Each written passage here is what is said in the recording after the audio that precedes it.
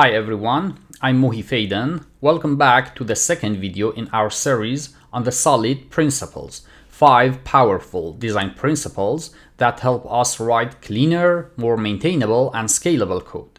In the previous video, we explored the single responsibility principle, where we learned how to keep each class focused on a single responsibility. Today, we're moving on to the open-closed principle, or OCP. This principle is essential for building software that's flexible and adaptable to change while protecting existing functionality. Let's dive in. Here's the key idea behind the open-closed principle. A class should be open for extension but closed for modification.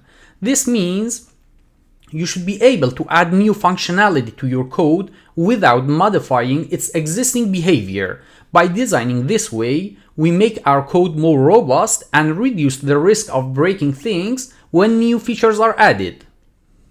Now let's talk about why the open-closed principle is so important. First, it minimizes the risk of breaking existing code. When you extend functionality without modifying existing classes, the core behavior remains stable and predictable. Second, it encourages scalable and flexible code. You can easily add new features or behaviors without disrupting the rest of your system. Finally, it supports future growth with minimal changes. As your project evolves, following OCP makes it easier to adapt to new requirements without introducing unnecessary complexity. These benefits make OCP a crucial tool for writing professional and maintainable software. Let's look at a real-world example to understand the open-closed principle. First, take a look at this power strip. It provides basic functionality by letting you plug in and power multiple devices. This represents your core system, a stable foundation that works as designed. Now, let's say you want to charge your phone. Instead of modifying the power strip, you can simply plug in a USB charger. This adds new functionality without altering the original design. Next, imagine you need surge protection to safeguard your devices. Again, you don't need to modify the power strip itself. You just plug in a surge protector adapter. The core power strip remains unchanged, but its functionality is extended by adding these adapters.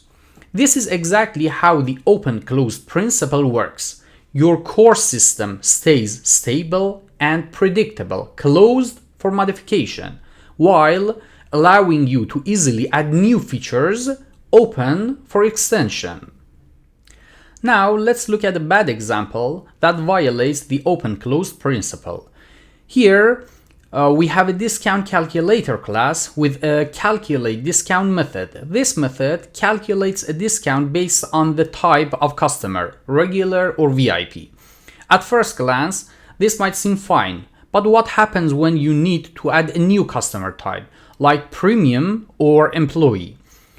You'll have to modify this method, adding more if or else conditions.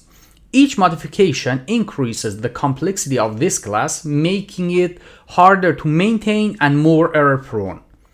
Over time, this kind of design can lead to fragile code that's difficult to scale as new requirements are introduced.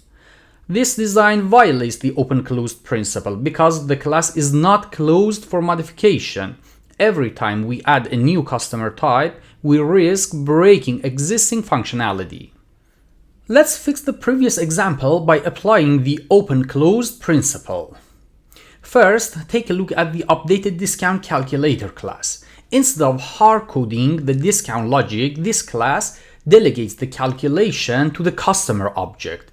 The calculate discount method simply calls the getDiscount function on the customer, making it open for extension but closed for modification. Now, here's the regular customer class. This class handles the discount calculation for regular customers, applying a 10% discount. Notice how it focuses solely on its own behavior, keeping the logic modular and easy to manage. Finally, here's the VIP customer class. This class calculates a 20% discount for VIP customers. Again, the logic is self-contained, so adding or updating discount rules doesn't affect the discount calculator class or other customer types. Let's see how the open-closed principle works in Python. We start with an abstract base class called customer, which defines the getDiscount method. This is the blueprint for all customer types. Then we create two customer types: a regular customer, which applies a 10% discount, and VIP customers, which applies a 20% discount. Finally, the discount calculator handles the calculation. Instead of hard-coding the discount logic, it calls the getDiscount method on the customer object. This design makes the code flexible. If we want to add a new customer type, we just create a new class without modifying the discount calculator.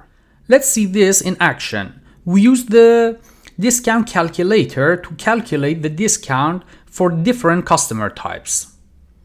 For a regular customer with an amount of 100, the calculator applies a 10% discount, giving us 10. For a VIP customer, it applies a 20% discount on the same amount, resulting in 20. This demonstrates how discount calculator works flawlessly with different customer types, keeping the code clean, flexible, and ready to scale. Now, let's look at the Kotlin version. Here we define an interface called customer, which declares the getDiscount method. Next, we create two customer classes: regular customer, which gives a 10% discount, and VIP customer, which gives a 20% discount. The discount calculator works the same way. It calls the getDiscount method on the customer object. Just like in Python, this design makes the code easy to extend.